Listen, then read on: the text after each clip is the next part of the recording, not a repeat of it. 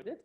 Recoded is a non-profit tech organization preparing talented youth in conflict-affected areas of the world to enter the digital economy. Today's session is part of a series with founders and investors of technology companies in Turkey, where we get to learn the stories behind how businesses are built. We're also going to hear about how businesses can adapt to the COVID situation and how they can get through the crisis and prosper afterwards. So before we start, I just want to do a quick overview of rules for Zoom, and how the session will run. So the first 30 minutes will be a conversation between me and Ali. And then you can use the chat function on the right-hand side of your screen to leave comments or ask questions. You can do that anytime during the session, and the Recoded team will consolidate all those questions for the second 30 minutes, where we'll open the floor for Ali to answer those questions. Please keep your microphones muted, but at the same time, please keep your video cameras on so we can see you during the session. We're very lucky to have Ali with us today. And to be able to do the speaker session, it happened because of a partnership between our team at Recoded, Techstars, the GIZ PEP program, so the promotion of economic prospects in Turkey, and Impact Hub Istanbul. And we've teamed up to provide opportunities for youth across Turkey to enter the digital economy through tech and career prep training. So I'd like to come back to today's speaker. As I said before, Ali we're very privileged to have him here. He's a co-founder and a partner at 212, which is a venture capitalist firm in Turkey. He has spent his career focused on technology and communication investments. And just to give you a brief biography about Ali, after graduating from the University of Michigan in 1999, Ali joined Arthur Andersen in New York, where he oversaw mid-market transactions in technology, media, and telecommunications. Between 2002 and 2008, he worked at Morgan Stanley and Deutsche Bank, where he worked with the finance and investment teams. And then in 2008, he shifted his focus to the Middle East, where he seized the opportunity to work with helping companies go to scale.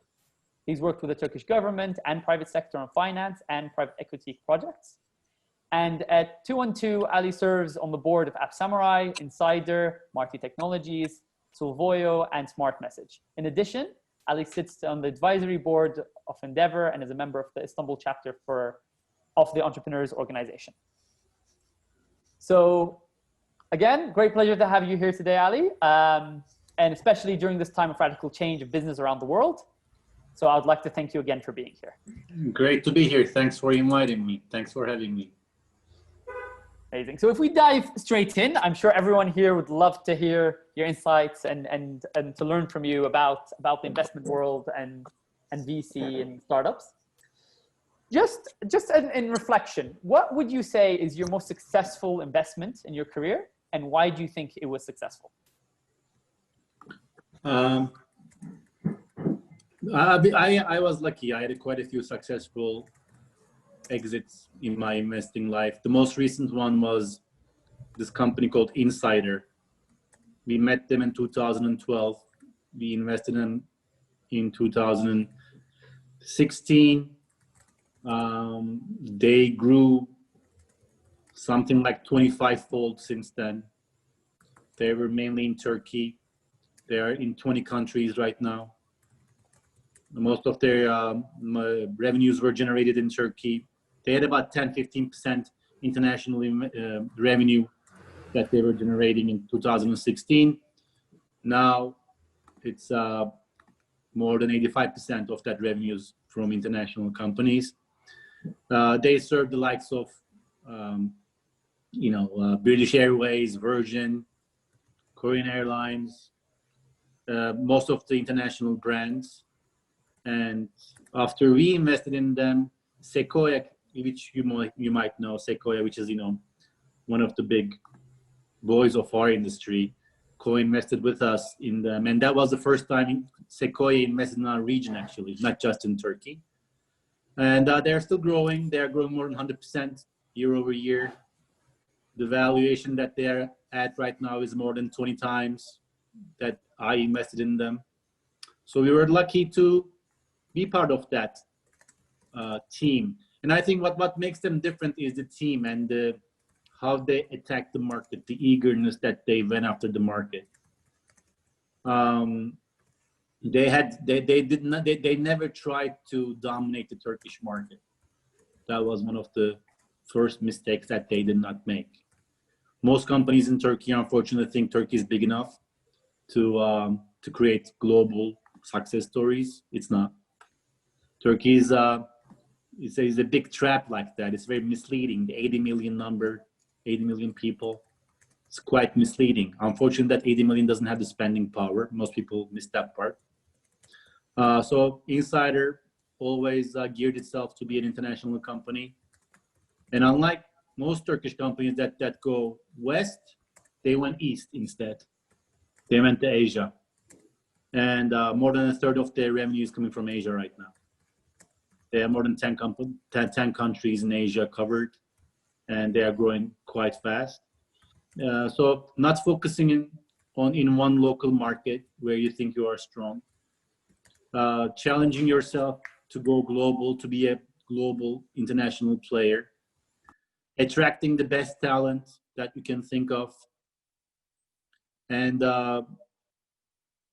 having funding that can enable those dreams made Insider a global success story, and hopefully they will be much bigger than what they are today. Thank you, Ali. That's an amazing success story. And would you say that you mentioned you have multiple successes in your career? Has that changed? I just tell you about my unsuccessful ones. I have so many more unsuccessful ones. Yeah, I think everyone focuses on success, the successful investments, but you learn as much, if not more, from the unsuccessful ones as well, I imagine. But if let's say I'm hypothetically a founder, and I'm coming for investment, through your experience with all these companies that you've invested in, what would you be looking for? How do I prepare myself to become ready for investment? And what metrics are you tracking to consider an investment? I mean, it's actually my formula is quite simple. I don't overestimate my intelligence. I don't believe that I can foresee what's going to happen in the near future or far future. So what I do as a reflex is I like to co-invest with very smart individuals who know what they're doing, who invested in a company or will invest in a company at least as much as they are asking from me. So that's how I look at entrepreneurs. I look at entrepreneurs as investors. Is the guy or the gal sitting across from me, are they dedicated? Are they in this? Do they have a big opportunity cost, i.e., have they invested in themselves? What did they give up to be here? How big is their investment? Where could they be right now? Instead chose to be at this table. Why did they themselves invest in this company? So, I mean, this is it. I wish it could be it's A plus D plus C plus divided by that. It's not. I look for smart investors that I would love to co-invest with. And again, as I said, I look at founders and their co-founders and their initial teams that joined them as the first investors in that company. And if they can show me that they're a great team of investors who know exactly what they're doing with great opportunity cost, they could be anywhere doing anything right now, but they chose to be at this table executing this project, that's the team I invest with. That has been my mentality all my life. Amazing. Thank you so much for that. Does it answer your question, or were you asking for something on the merit? It works. I mean, I don't know much about investment, so this is super helpful. You know what? If I may, you are all investors. You are an investor. Every human being is an investor. Every time you get up in the morning and decide to do this versus that, you make an investment. Right now, by choosing to be in this conference call, you are making an investment. You just don't call it that. You gave up something to be here right now. Because you assume that, you know, this will have a bigger or better outcome for you. This is an investment. You just don't call it that. So it's not like we investors have a different set of, you know, tools that, of course we do, but you know, at the end of the gist of it, you give up something to get something, right? And I like to give up that thing, which usually tends to be at the beginning money, with people who have given up at least that much to be, you know, at this table with me. That's I've never thought of it that way, but I completely agree. Investment is time, it's effort, and it's I agree completely. So when it comes to entrepreneurs putting in investment into startups, so if we loop this a little bit in the other direction and say, so how do you see the VC market in Turkey in comparison to the international markets from what you've seen? So what are we missing to compete or have a VC market as large as we were just talking before the call about the US and the UK have a much bigger VC pool? And is it the amount of entrepreneurs? Are people less likely to invest in a startup and invest their time to build a startup? Or is there something else that can be done to increase entrepreneurial activity within Turkey? These things go hand in hand, actually. So I don't think investors lead, we follow. You know, we were just talking about it before the call. I look at ourselves as a support function. I support entrepreneurs on their way to, you know, building great companies, hopefully. So the must-have is the entrepreneur. Without entrepreneurs, there is no investor. And I believe when you look at the Western markets, the US, Europe, Israel, you find amazing number of teams who've been building companies. And if you're going to talk about technology in the last, you know, 70 years or so, I think, the main thing that's missing specifically in Turkey from an investor's perspective, from a venture capital investor's perspective, is that we do not have enough companies being built in Turkey that are VC backable. What does that mean? A VC is going after, you know, very big success stories, and to that end, it's ready to risk all the capital that it invests in that company. So we have very high risk. We can invest. We can lose everything we invest in a specific company, because our aim is to make 10, 20, 30, 50, 100 folds that money. I think the main problem in Turkey so far was, and still remains, by the way, there aren't that many entrepreneurs who come to VCs with the ambitions and the ability to build global companies. Okay, so if I understand this correctly, it's more of a like the ability of, or the ambition and drive for. There's not as many as in other places of these. Exactly, and guess what? I mean, VC is a very, very specific, you know, investment class. So I come from a, you know, family of entrepreneurs. My sister is an entrepreneur. She has a very small scale operation, very profitable, works with 6 people, and doesn't need VC. But she's very happy. She doesn't want to build a, you know, company that's going to go public in NASDAQ one day. That's not what she wants. She wants to have a work-life balance. She wants to spend time with her kids, and she wants to make a comfortable living, which is very successful. There are only very certain cases where our financing model is the right model for an entrepreneur. A VC, a venture capitalist, needs to look at very certain cases of entrepreneurs. There are many different investors that an entrepreneur can turn to if the VC is not the right fit for them. Absolutely, that makes sense. So if these entrepreneurs come and I mean, obviously, as you said, there's certain types of startups that end up the VC funding is perfect for. What I hear a lot is when people think VC, they also think exit, acquisition. Like, how do I get out? Like, this is kind of a usual way of getting out of the company. A fund is 5 to 10 years or in between, and they want to exit. So I think I get a lot of questions from fellows and from people interested in entrepreneurship. And I know that, for example, you've had several exits. And one of them is, for example, Dataro that was acquired by Amazon. Could you elaborate on how a company could position themselves to be attractive for acquisition? And more, a little bit about the dynamics of acquisitions in general.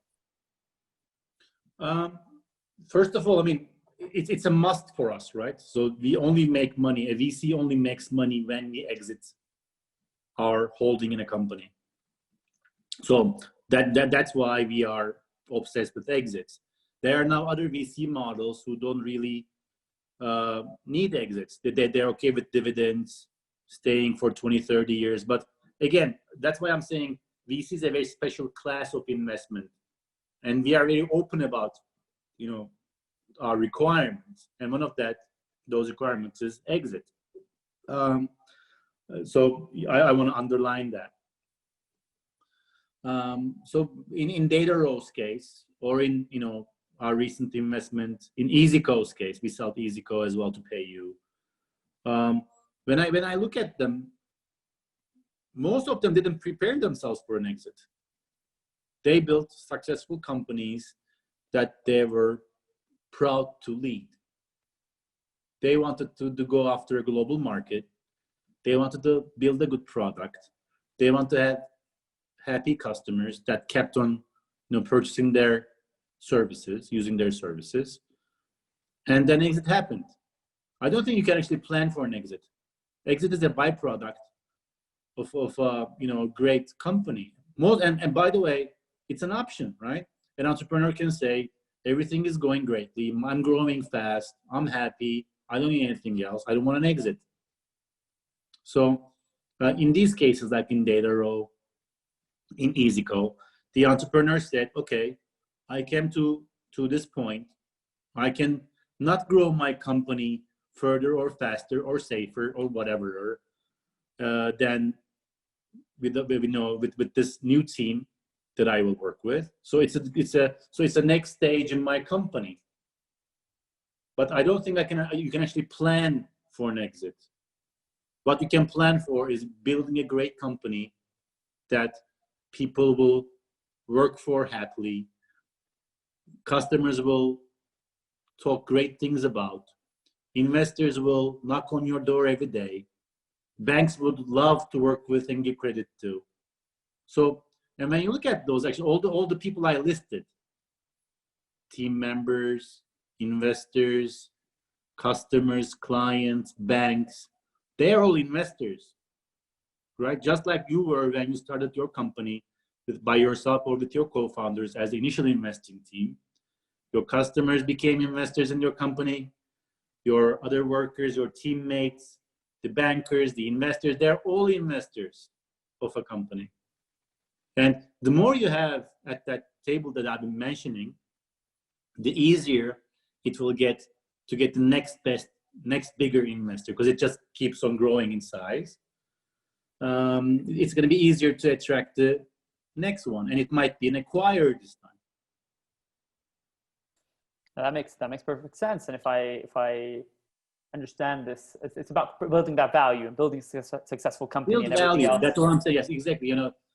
There was a movie, maybe most of you won't remember it. It's called Field of Dreams.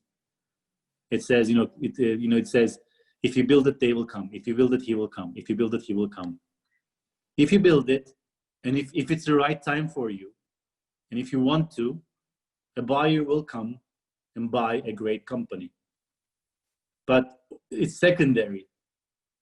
You need to build something first that people want to invest in. And I just mentioned those investors, all the different investors you can attract to get the next one. And then it's your option to exit your company or not. Thank you so much for that.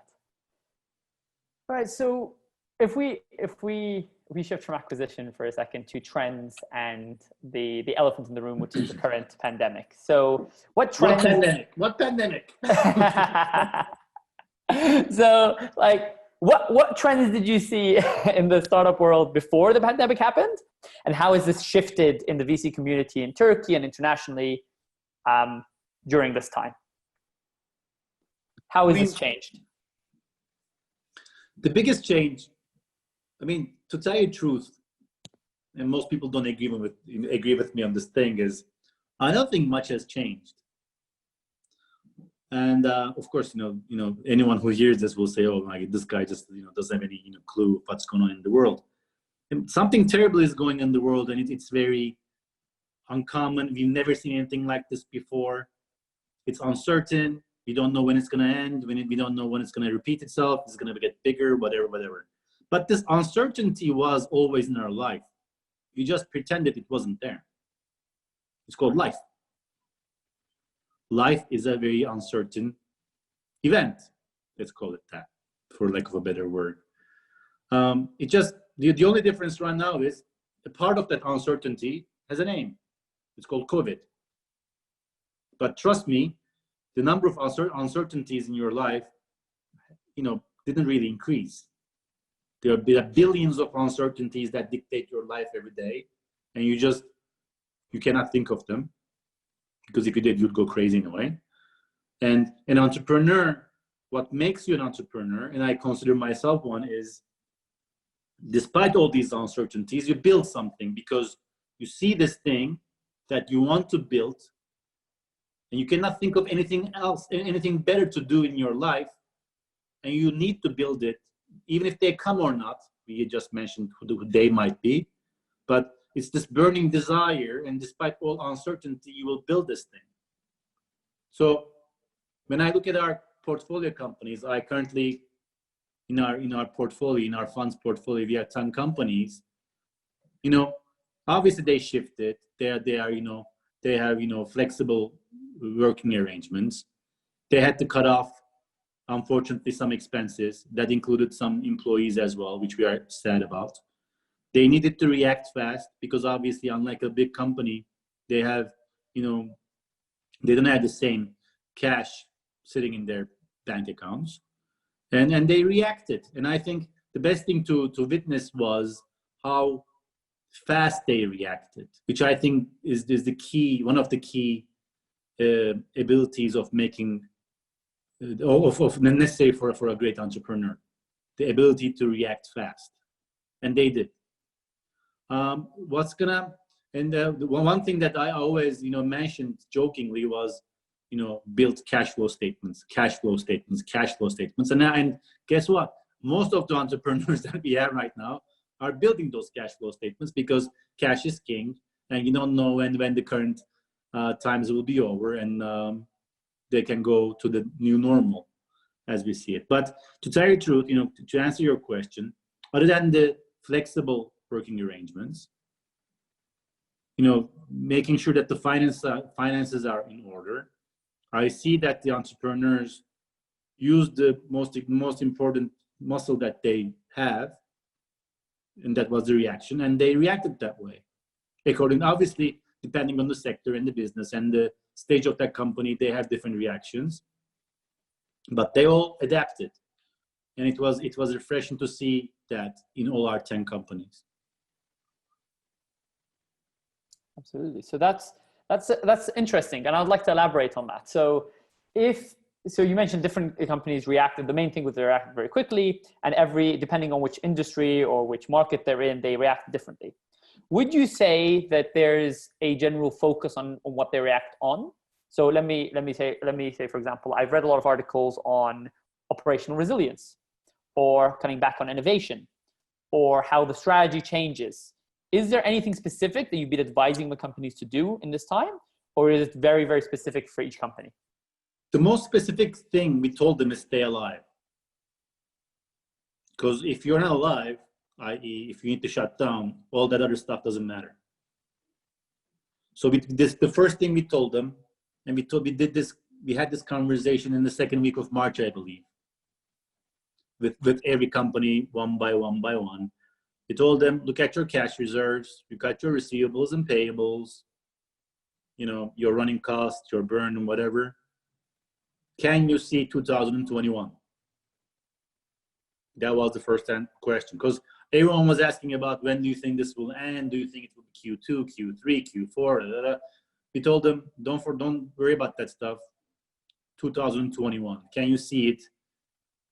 Can you survive 2020 with your existing cash reserves, both in your bank account and your receivables, taking into consideration your payables? Because without the longevity, if you're not alive for more than a year, there's no reason to plan strategically and all that stuff. So the first thing was, do you have the runway? Once you have the runway, then you can start optimizing. You optimize your revenue growth, you optimize your, should you grow or not? Should you just stop growing? Should you optimize your expenses? Should you focus on retention, on new client acquisition? But at the end of the day, it's all about runway. How do you make sure that you will be in this sector one more day? And I think that's the bottom fact. That's the main fact with any company. What is your runway? Once you know what that runway is, if it's 3 months, 6 months, a year, 2 years, then you start building an, okay, what should be my next action? Should I sell more? Should I retain my clients? Should I go after my payables or receivables? So that was the main thing. What's your runway like? That makes perfect sense. And I think you've already answered my wrap-up question for this session, which is, I did. what advice would you give founders who want to start a company? I guess cash is king, and figure out your runway is the key thing here. But I'm guessing that's for existing founders. What if a founder is new and he wants to start a company? Would you advise them against starting right now? Or would you give them a different kind of advice? Or would you be like, just go for it? First of all, if I was a founder, I wouldn't listen to me. Because a founder, I was like that. I didn't listen to anyone else when I was starting 212. And many people said, don't do it, don't leave banking. Why did you come back to Turkey? Take a job in banking in Turkey, among other things. And but I wanted to be on buy side. I wanted to invest in technology companies, and I didn't take anyone's recommendation or guidance. So that's why I'm saying a true founder would not listen to me when I say start or don't start. I think it's a great time to start if you are going after a big opportunity. And only after a big opportunity. I think the biggest problem with some founders who are very technically able is that they're not good investors sometimes. They give up certain things. They take certain risks, leave their job, invest their life savings. And I've seen many cases for a cause that cannot be big enough, even if it's successful. So if you have burning desire to go after something that can have a huge impact, and when I mean impact is not necessarily money, by the way, it can have a big social impact. It can, change the way the world turns around every day. It can change the life of many people or make you a lot of money. Going after a big problem. So if you are going after a big problem, there is no better time to start. But only after going. But if you want to just set up a grocery store and risking all your life for that, don't do it. Be a good investor to catch your return on investment. That's my suggestion. That's my recommendation. Amazing. Thank you so much for that. And I guess I have to put it in 2 words. Think big. Think big and add value. Exactly, because the people that I see every day, they are very valuable people.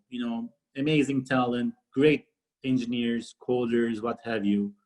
They can be employed in so many different companies in this world, not just in Turkey. So if I see them leaving behind those jobs and saying no to so many offers, by default, their goal needs to be something much bigger, right? If they're making a salary that they could make in a normal company, working in a normal company, doing a white-collar job, 5 years later, it's a failure. It should be much bigger than that. because the success rate so low, you need to have such a high goal, that you go after. Otherwise, it's not worth it. That's how I mean, I might be wrong, but this is how I look at it. That makes perfect sense to me. And I got to say, Ali, this has been a super useful and enlightening talk. I thank you so much. I'm sure it's been useful to everyone who's listening in as well. And on that note, I'd like to open up the floor for questions. So we have a few questions by the audience. We'll start with them, and then if we have some extra time, we'll open it up to the chat. So the first one is by Firas Al-Awadi, and he says, do you think that investing into or starting a business in Turkey is a bad idea? And if yes, why? Well, I started a business in Turkey and I'm still here. I just started a second business. So I'm obviously biased, right? I spent most of my adult life in the US. I was in the US for 11 years and in London for 3 years. And I returned to Turkey in 2009 to do something here. I'm still here. Turkey has many disadvantages for a new startup. It's country risk, currency risk, political risk, what have you risk. I'm not sure all the other risks that are. It's an emerging country. What does that mean? Most of the wheels are not turning right. The springs are not there. Comparing it to a cuckoo clock. I always compare things to I love cuckoo clocks. And but guess what? Because of all those inefficiencies, there are also many opportunities that this country offers you. There are many unsolved problems in Turkey. Time is cheap in Turkey. Engineering power is cheap in Turkey. Creative people are cheap in Turkey compared to the rest of the world. So if you want to build something, and again, please build something not just for Turkey, I think it might be a good place to start. Because there are many people who are unhappy, underappreciated, underpaid, but very talented. Use them, build a great team, go after a huge problem that's gonna change millions of people's lives. But don't stay in Turkey too long, sales-wise. Please go with the hope to go global. Israelis done it. Israelis starting local, going global, all that stuff. It works. So unfortunately, being in Turkey and being in our region, most people don't like it when I mention Israel. But you have to learn from them. They are doing many things right. They start in Israel. It's 7 million people. There is no local market, but there is talent with the goal to conquer Asia, Europe, or US. Do the same. So that's why I think Turkey is a good place to start, but it's not a good place to grow big. So once they get to a certain point, go global. I always compare Turkey to a swampland. When I say swampland, because there's a lot of dead animals and trees and whatnot, plantation. So it's it's a great place to start because there's all these organisms and microorganisms that can feed a new plant, right? So you flourish very fast. But guess what? After you reach that certain size, it sucks you back in. So ensure that you grow and you start flying before you grow too much in Turkey. You can keep your R&D center here. You can keep your call center here. You can keep all their coders or whatever. There are millions of tax incentives. I don't know why to small companies in Turkey. It's a great place to start. There's all this free money they give out. I don't know why. As if we are a rich country. No one ever gave me free money. I would definitely take that free money. There's no taxes in Turkey. Seriously, compared to US or Europe, we don't pay taxes. No one understands that for some reason. So it's a great place to start and establish a company. But you need to go after a global aspiration, a global problem to make it worth your investment. Amazing. And I love the analogy of a plant. That was, I really enjoyed that. All right. So Firas, I hope that answered your question. The next question is amazing. So I'm guessing that you did. Okay. So the next question is by Mohammed Aziz. Do you think buying power is more important than market share in the Middle East? For context, I live in Iraq and I'm targeting the Middle East, although the eventual plan is to expand to Europe, US, and Asia as well. I am in the real estate tech industry, by the way. So to reiterate the question, he gave extra context, but to reiterate the question, do you think buying power is more important than market share in the Middle East? So I think, first of all, I think Middle East is very much like Turkey. It's per capita. There are some countries that are richer than Turkey, but overall, I think they're in the same bucket. When I say bucket, so I think I'm going to repeat myself, but I think it's a great place to start. But I don't think you can easily build a global success story in Middle East. There are only very few success stories in Turkey, in the Middle East. When I say success, 200 million, 300 million, $400 million, which by the way, is success for me. I know many people who have 10, 20, $30 million companies are very happy people, obviously. But from a venture capitalist perspective, that needs to raise a fund and return a fund, 10 million, 20 million, $30 million exits don't really, change our life that much. So please be careful when I say successful. So I'm obviously biased about that. Instead of, being the biggest player in Middle East, it might be, a safer bet to own 10% of the global market or the Asian market for the same risk.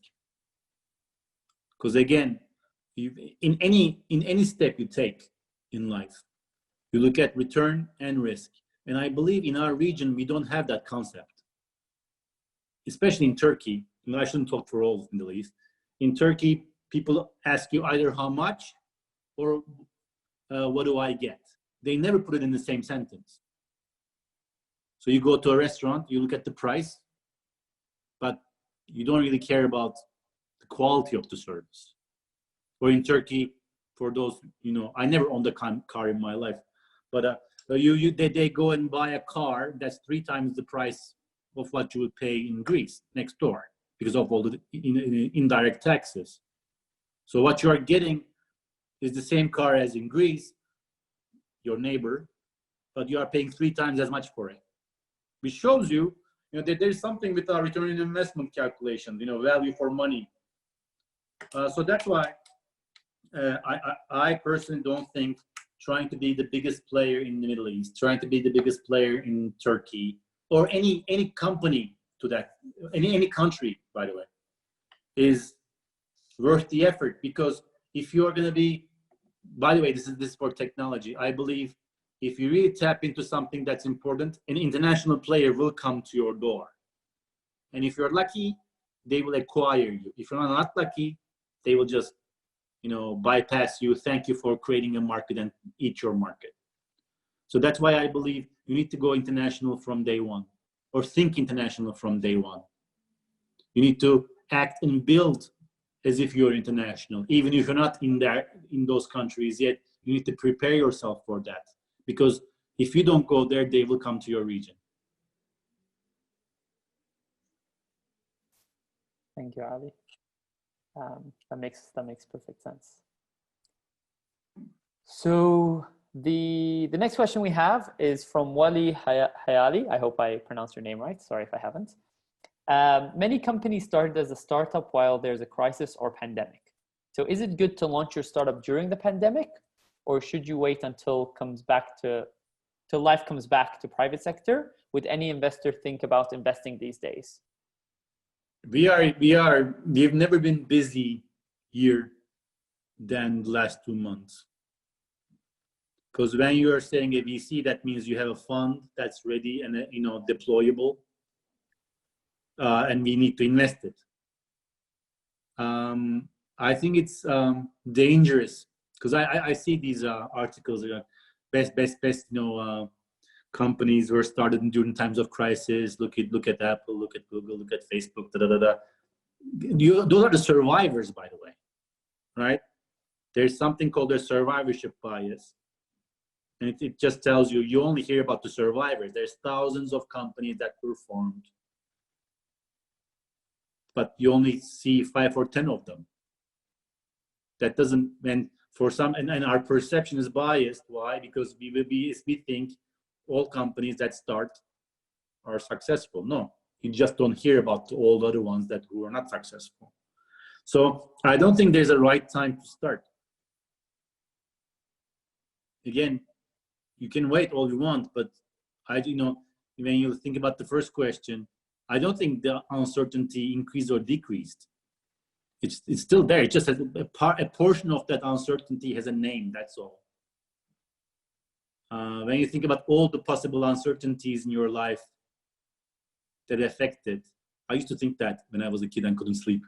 I remember many nights because I would think, oh my God, there are all these things that happen in my life today, and what if it happened a different way? And I would think about all the different tangents, but you need to think about it that way. And I don't think there's a right time or wrong time to start.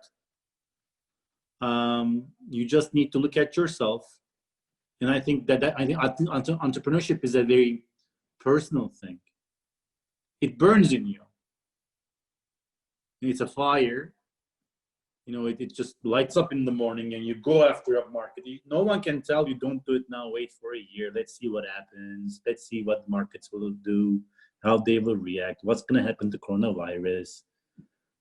I don't think you can wait, and no one can tell you what the right time is. If I knew the answer to what the right time is, you wouldn't be listening to me right now. I would be the richest person in the world. No one can tell you what the right time is. No one, at least in this call, in this Zoom call right now, has the forecasting ability of what's going to happen in the next 10 seconds. We just assume we do. So if you have a burning desire, if you see a beautiful problem, I always say, fall in love with the problem. Don't fall in love with your solution. Problems are beautiful. Find yourself a beautiful problem that you just have to solve and go after it. There is no right time for it. Today is the right time. Right now is the right time. Yeah, and I think every entrepreneur that I've ever met had that burning desire to go, or the ones that have been super successful, they have that burning motivation. So I think that's an amazing point you made, Ali. We have another question from Firas Al-Awadi. So how to evaluate your startup and how to make it good enough to convince the entrepreneurs to invest in it, or at least to succeed in the market? So how to value a company? I spent 10 years of my life as a banker. I worked with companies, and most of you won't know Arthur Andersen, but it used to be a big thing back in the day. And some of you might know Morgan Stanley and Deutsche Bank. And the smallest deal I did before my venture capital career was $200 million. And you can also guess, for all those exercises, you have to do valuation exercises. And when you say 200 million, that usually means it's an established company with numbers and KPIs and traction and locations and bank accounts and everything that a startup doesn't have. And even then, there was no right valuation, right? So I always tell that there is no correct valuation of anything in this world. I mean, if I told you I'm selling today my iPhone, if I showed it to you, we have, I think, 12 participants in this call? No, 21. Look at that. You would get 21 different quotations based on your need, based on your existing phone, the cash in your pocket, your sense of humor, your caffeine intake, and then. So this is for an iPhone. So imagine trying to value a company, a startup, let alone that just started or is trying to find its way up, has some traction or not, doesn't know where it's going to be in the next 2, 3, 4, 5 years. How do you value this thing? So what do I do when I invest? So far it worked. We look at the next 12 to 18 months of expenses, and we give them that money. So I ask them, how much money do you need for the next 18 months? Regardless of your revenue. So I'm not talking about burn. I look at their operational costs for 18 months. Let's say it's $1 million. And I tell them, okay, the maximum we take is 30%. The minimum we take is 10%. And depending on where the company is, we strike a balance there. Sometimes if it's too experienced, if it's really going full throttle, if that's amazing traction, I'm burning to be, partner with them. I go down to 10%. If it's very early days, I might go up to 30%. I also look at other people who are bidding for this deal. I look at your pipeline. I look at your team pipeline. I look at your hires. I look at your potential clients. I talk to your clients. I talk to your potential hires. All that stuff. So I talk to all the other investors that you attracted, and I try to stay between 10 and 30%. That's how I do the valuation. I always ask this question. Whenever the valuation question comes up, which it does, by the way, for some reason, because I think it's important, even though it doesn't mean anything. Let's assume you are looking for $1 million, okay? And let's assume there are 2 investors at the table. One of them is me. And then another guy comes in. It's Elon Musk. He also gives you $1 million.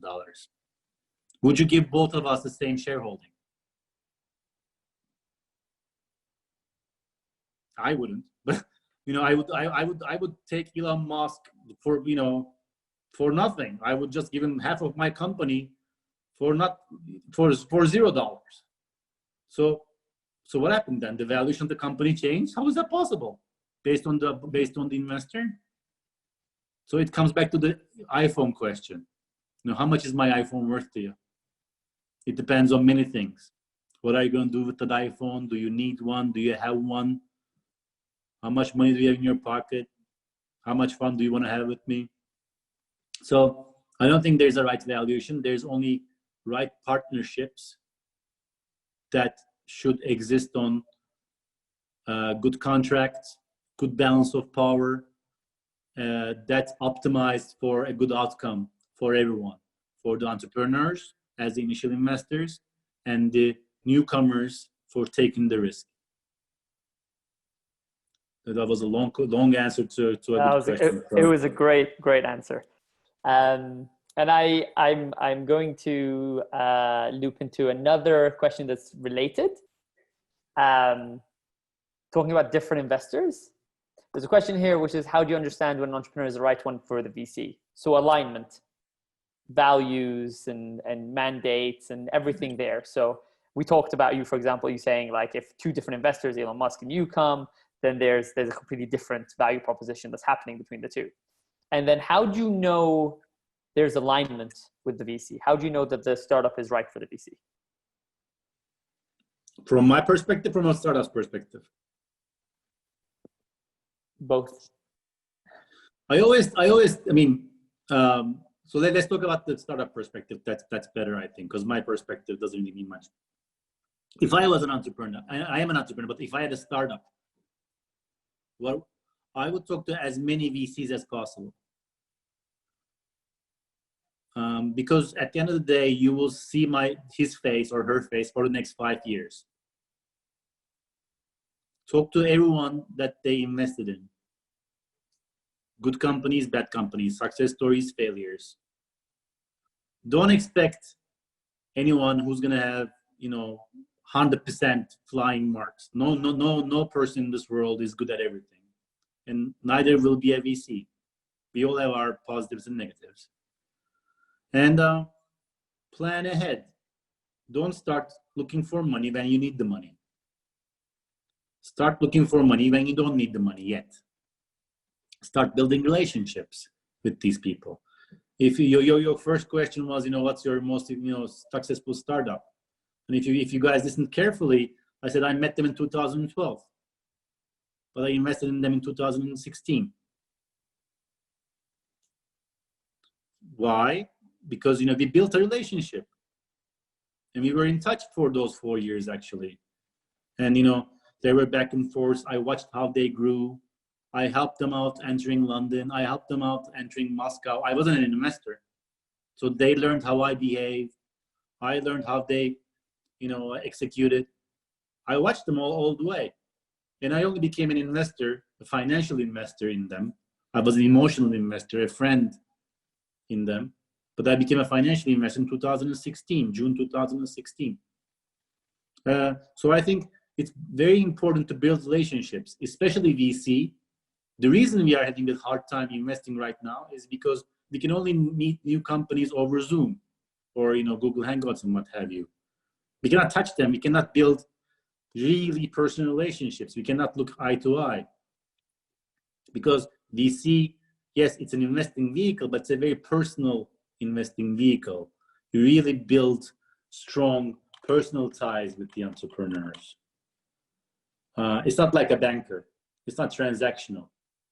You invest in a company, you stay with them for 5, 6, 10 years. You know everything about them. They know everything about you.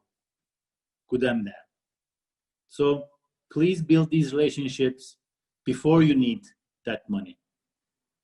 And then take guidance. Do you guys invest in our business? What are the KPIs you look for?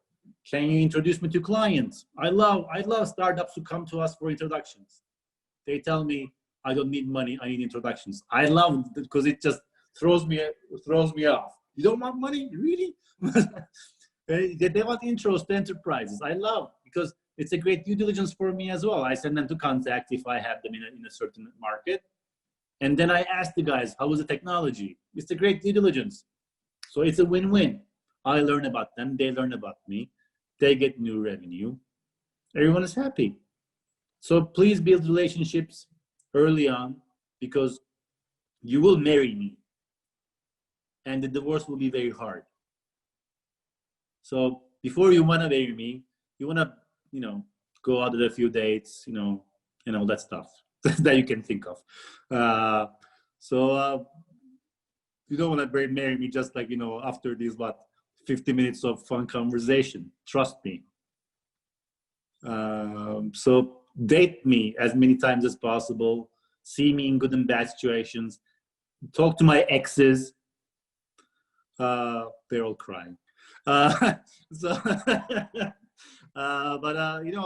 as much due diligence as possible, because I will do the same about you, by the way. I will talk to everyone that you talk to.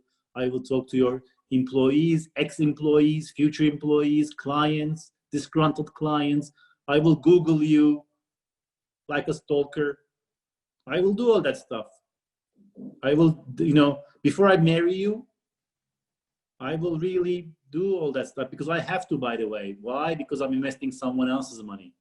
Don't forget that. The VC, yes, we have our own stake in the VC as well. We also have our own money, but most of that money belongs to someone else. So it's my fiduciary duty, I love this word, fiduciary duty, towards those people to make sure that I check everything before we get married. Thank you, Ali. Great answer. Thank you so much. Last question, in the interest of time. The question is by Rahma Al-Ozeri. Again, sorry if I pronounced that wrong. What are good investment ideas for the future? However, like now, technology and robotics control many aspects of life and human power. So I guess the question is, what are good investments? Is it technology, is it robotics, or is it something else? Everywhere I look, I see investment ideas. I think the world is big. There are 7 billion people, right? on it, and there are huge problems to be fixed. And technology, since that's our topic and that's what we mostly know about, technology can fix some of those problems. And I think there are great ideas out there. It is a cliche, it's a cliche, I know, but trust me, it's not about the idea. It's about that specific problem, how big it is, and which team will solve it. So get yourself a great team, i.e. get great co-investors in your startup and go after big problems. I think health will always be a great area to invest in, assuming that you see problems that other people missed or are working on. Travel, work, life. So, I mean, there's, I would actually definitely go after travel right now because everyone is avoiding travel. And I think there will be some great opportunities in travel. Because, you know, we will start traveling. Guess what?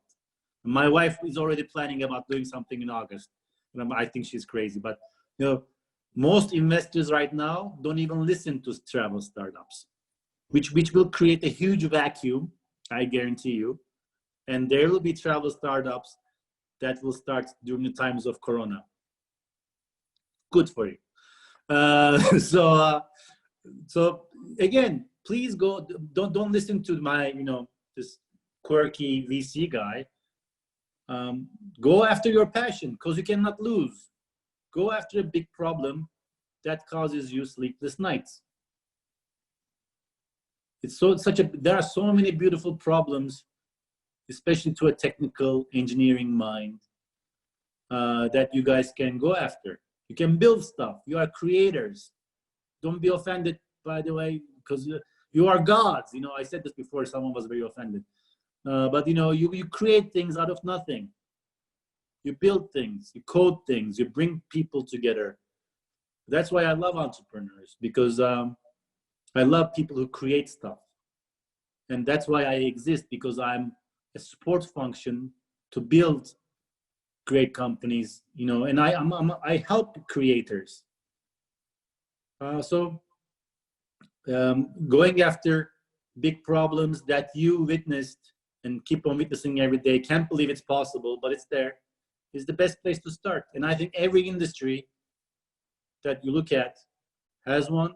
The only thing that you need to be careful about is you should be very compassionate about it. You should be dying to fix that problem, whatever problem that is that you see, because it's going to be that driving power, you know, that driver that will, you know, keep you going. Because you will have more bad days than good days. It's not going to be money. It's not going to be the promise of success. It's going to be that burning desire to fix that part, at least a part of that problem. That's why you're entrepreneurs. You are fixers. You are, you know, uncountable people who go after a problem. I don't know any entrepreneur who's a happy person. I shouldn't say happy, content. I've never been content in my life. I find a new thing every time. You know, it's like there's always a new problem I go after because I love fixing problems. People, including my wife, think I'm crazy, but I love it. It's beautiful to go after these problems. And it's not for money. It's not for gratitude. It's not for fame. I just love fixing stuff. So please go find things that you want to fix, and you will be successful. Amazing. Thank you so much, Ali. This has been an amazing conversation. I have sincerely enjoyed it. It's been awesome. So thank you again for being here. It's been super helpful, and I'm sure everyone here enjoyed it. Thank you. May I add something? Of course, please do. I mean, I'm sure you have other questions. If we can help with anything, please get in touch with us. Our job is to get in touch with you. Our job is to talk to entrepreneurs. So we don't do favors talking to you. We count the number of people we talk to. We report it to people. So a VC doesn't do favors by talking to you. So contact us if we can help you with anything, if we can answer any of your questions, if we can share any experience that might be useful for you. So if you email deals@212.vc, so deals, like deal making, at 212.vc, you will reach us. And if you don't hear back from us, I think it's 3 days now. It used to be 1 day, now it's 48 hours. Now it's, I think, 3 working days. If you don't hear from us in 3 working days, please send again, because it might be in spam. But do expect to hear back from us. And thank you for your time. I enjoy talking, as you might notice. And it's good to have a captive audience that can run away. We've enjoyed listening. Thank you so much, Ali. And as you guys heard, deals@212.vc. So please reach out if you have any questions about startups. And Ali is such a valuable resource, so please do reach out. For those who are attending our speaker series, next week we'll be talking to Iran Filiba, I hope I pronounced that right, head of product at Parachute, a cloud-based accounting application that supports small and medium businesses, and to help the businesses manage and grow effectively. We'll be here same time, May 27th at 6 p.m. And also, Daria has just posted a survey. So please take a moment and fill that out so that we can make sure that these speaker sessions are exactly what you love, and to make them to always improve them and make them better. Again, Ali, thank you so much. This has been amazing. It's a pleasure having you here and having a chat. It was useful, and thank you for being entrepreneurs and making us possible. VCs exist because entrepreneurs exist. So thank you for being here. Thank you, Ali. Have a lovely evening, everyone. All the best. Have a good one. Bye-bye.